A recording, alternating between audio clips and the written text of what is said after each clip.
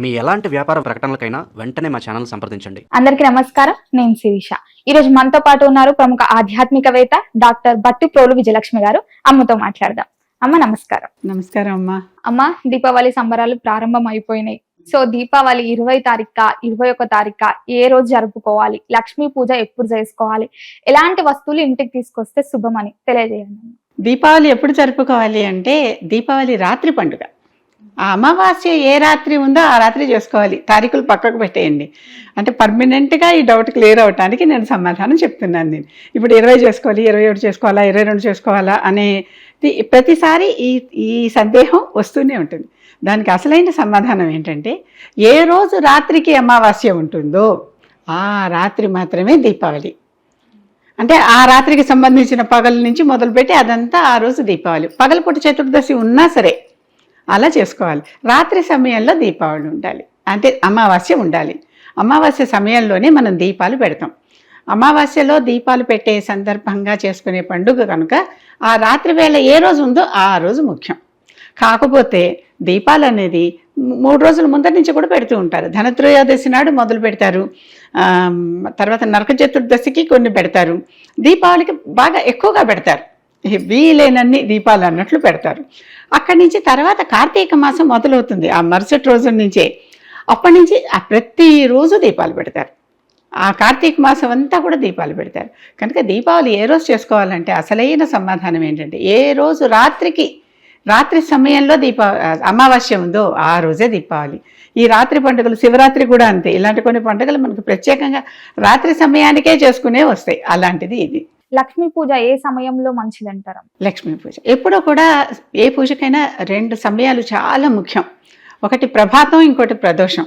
ప్రభాతం అంటే పొద్దున్న సుప్రభాతం అని చెప్పుకుంటుంటాం కదా, ఆ సమయంలో అంటే సూర్యోదయం అయ్యే సమయంలో అవటానికి ముందరే మనం సిద్ధంగా ఉండి అన్న ఉద్దేశం అక్కడ. ప్రదోషం అంటే సాయంత్రం సూర్యాస్తమయం అయ్యాకే కొంచెం ముందర.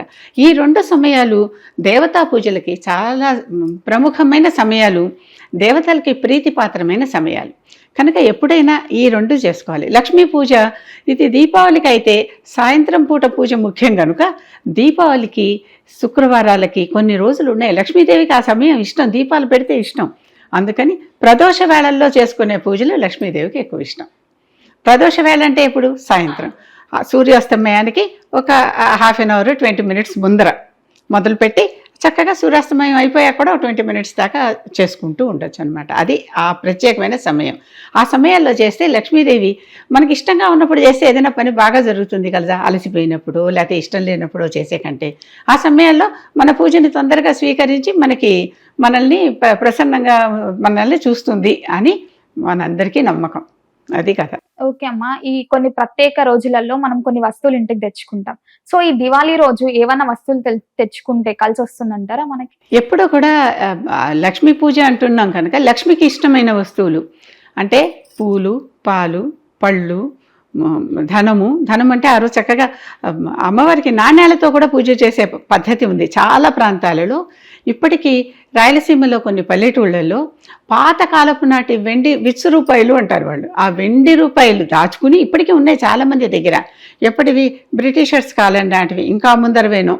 ఆ వెండి రూపాయలు ఉంచుకుని, వెండి మళ్ళీ లక్ష్మీదేవికి ధనం కదా ఇది, దాంతో అమ్మవారికి పూజ చేస్తారు. ఆ రూపాయలన్నీ మళ్ళీ పూజ అయిపోగానే దాచి లోపల పెట్టుకుంటారు. దాన్ని వెండిలాగా వాడరు, అంటే ఒక మనకి ఆస్తిలాగా వాడరు, పూజా ద్రవ్యంలాగా వాడి అది పెడతారు. అది అమ్మవారికి ఇష్టం.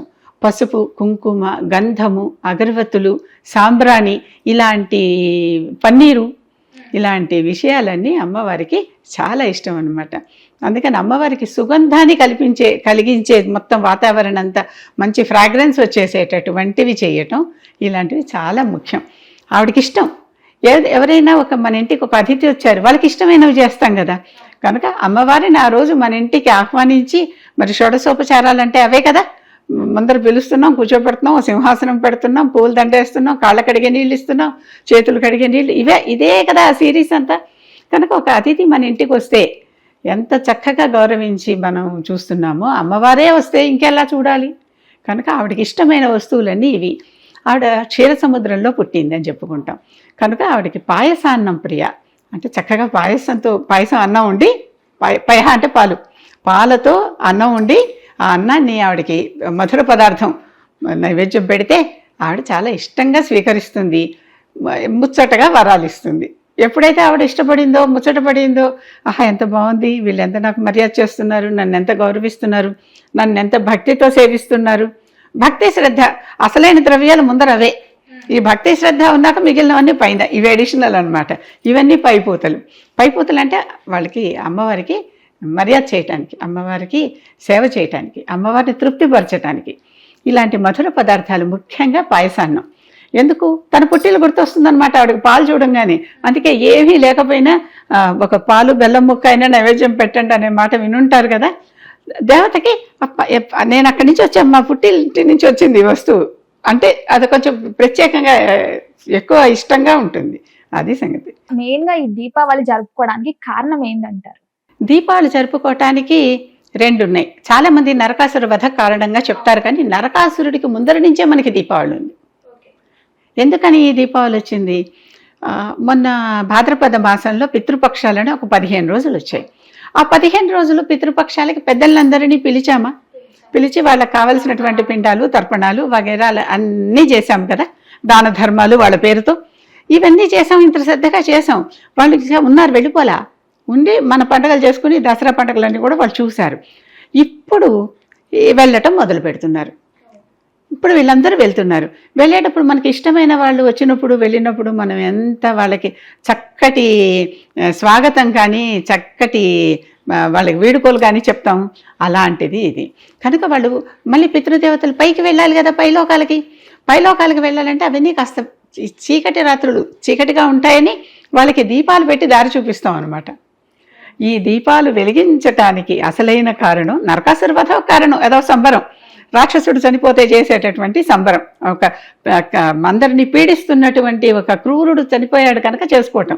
కానీ ఈ పితరులు ఉన్నారు కదా, వచ్చినటువంటి పితరులు, ఈ పితరులందరూ వెళ్ళిపోవటానికి చక్కగా వాళ్ళు వెళ్తుంటే బాజా భజంత్రులతో లాగా టప్పక్కాయలతో వాళ్ళని పంపిస్తాం అనమాట. పంపించి ఆ దారి పొడుగున ఎంత దూరం మనం పెట్టగలిగితే అంత దూరం. అందుకే అవళి అంటారు, దీపావళి అంటే దీపాల వరుస. ఎంత పొడుగున పెట్టగలిగితే అంత పొడుగున చక్కగా ఇదివరకు మేము ఉన్న చోట నాకు పొడుగాటి కారిడార్ ఉంది. ఆ కారిడార్లో నేను దాదాపు 100-200 దీపాలు పెట్టేదాన్ని. అదో సరదా అనమాట. మనం ఈ దీపాలను చూసుకునే వాళ్ళు వెళ్తారా అనేది మన నమ్మకం. చాలా మంది ఆ సమయానికి దివిటీలు పట్టుకుంటారు, అవి చూసారు కదా, అవన్నీ కూడా. అందుకే ఆకాశ మార్గానికి వాళ్ళకు ఒక టార్చ్ లైట్ వేసి చూపిస్తున్నాం అనమాట. ఇదిగో ఇలా వెళ్ళండి, మీరు వచ్చారు సంతోషం, మాతో కొన్నాళ్ళు ఉన్నారు, ఇదిగో ఇలా వెళ్ళండి అని. ఈ విధంగా పితరులు రావటం వెళ్ళటం అనేది ఒక మన భారతీయ సంస్కృతిలోనే కాకుండా వెస్ట్రన్ సంస్కృతిలో కూడా అలవాటు ఉంది. హాలోవీన్ డే అని చేసుకుంటారు, ఇంకొన్నాళ్ళు పోతే, కొద్ది రోజులు పోతే హాలోవీన్ డే అని చేసుకుంటారు. వాళ్ళకి వాళ్ళ పితరులు వచ్చి వెళ్తున్నారు. అందుకే వాళ్ళందరూ దెయ్యాల్లాగా మేకప్ చేసుకుని కొంచెం భూతాల్లాగా రకరకాలవి చేసి వచ్చి దడిపించడానికి వచ్చినట్టుగా వస్తూ ఉంటారు. మనం పితృదేవతలు అంటాం, వాళ్ళని దెయ్యాలను. వాళ్ళు కొంచెం భీకరంగా మేకప్ చేసుకుని వస్తారు.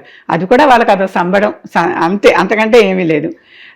ఈ పూజ ముఖ్యంగా దీపావళి చేసుకునేది, దీపాలు పెట్టే కారణం ఎందుకే, మొదటి కారణం అదే. ఎప్పటి నుంచో యుగాల నుంచి వస్తున్న కారణం ఇది.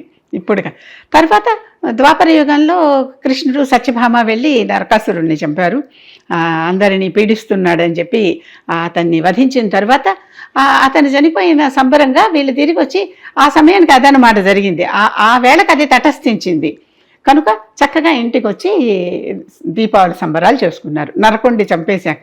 అందుకే ఒకరోజు ముందర నరక చతుర్దశి నాడు నరక సంహారం అయిపోయాక అమావాస్య నాడు ఇంటికి వచ్చి సంబరం చేసుకున్నారు. ఓకే అమ్మా, ఈ పూజ అంతా అయిపోయిన తర్వాత ఏదైనా శ్లోకం చదివితే ఇంకా ఈ పూజ ప్రతిఫలం ఉండాలంటే ఎలాంటి శ్లోకం చెప్తారమ్మా? ఏ పూజకైనా ప్రతిఫలం తప్పకుండా ఉంటుంది. ప్రతిఫలం వెంటనే వస్తుందా లేదా అనేది మాత్రం వాళ్ళ యోగాన్ని బట్టి, వాళ్ళ కర్మని బట్టి ఉంటుంది. వాళ్ళ పాస్ట్ కర్మ చాలా బలీయంగా ఉండి వాళ్ళకి ఫలితం రాకుండా ఆపితే ఆపచ్చు, కానీ పూర్తిగా ఆపలేదు, డిలే చేయొచ్చు. వెంటనే ఫలితం రాలేదు అనుకోవటానికి అవకాశం లేదు. దేనికి కూడా తప్పనిసరిగా చేసిన ప్రతిదానికి ఫలితం ఉంటుంది. అది మాత్రం ఎవ్వరూ మర్చిపోవద్దు. ఇది చేసి కాలేదు అనుకుంటే, ఆకలేసింది, మీరు ఒక అన్నం ముద్ద తిన్నారు, ఏదో ఒక ఐటెం తిన్నారు, ఆకలి తీరలేదు, అందుకని ఈ అన్నం పనికిరాందా? కాదు కదా, ఎంతో కొంత ఆకలి తీర్చింది కదా. అంటే మనకు కావాల్సినటువంటి ఫలితాన్ని ఎంతో కొంత ఇస్తూ ఉంటుంది. అది మన నోటీసబుల్గా ఉండకపోవచ్చు. ఓ పండు తిన్నారు, ఆకలి తీరలేదు, 4 పళ్ళు తిన్నాక తీరింది. అలాగే నా 4వ పండు ఆ ఫలితాన్ని ఇచ్చేది. ఈ 3 తిన్నాకే ఆ 4వ పండు ఫలితాన్ని ఇస్తుంది. 4వ పండు మొదటిసారి తిన్నా కడుపు నిండదు, అవునా? మళ్ళీ ఈ 4 తినాల్సిందే. అటువంటి ఫలితం పూజకి. ఏ పూజ అయినా సరేనమ్మా, పూజనే కాదు పాపకార్యం కూడా అంతే. వెంటనే వచ్చి మొట్టికాయలు పడిపోతాయని అనుకోవద్దు. ఎందుకంటే పాపాలు చేసి తిరుగుతున్న వాళ్ళు సమాజంలో మనకు బోడంతమంది ఉన్నారుగా. కానీ ఎప్పుడో అప్పుడు పండు పండి నాలుమే పడుతుంది. అవును. పుణ్యాత్మలకు పండు పండి ఒళ్ళో పడుతుంది, వాళ్ళకి నెత్తి మీద పడుతుంది. మొత్తం మీద అమ్మా ఈ దివాళీ పూజ ఎలా చేసుకోవాలో, ఏ సమయం చేసుకోవాలో, దాని వెనుకున్న కథ ఏంటో, ఈ కర్మ గురించి చాలా గొప్పగా చెప్పారమ్మా. ధన్యవాదాలు. నమస్తే.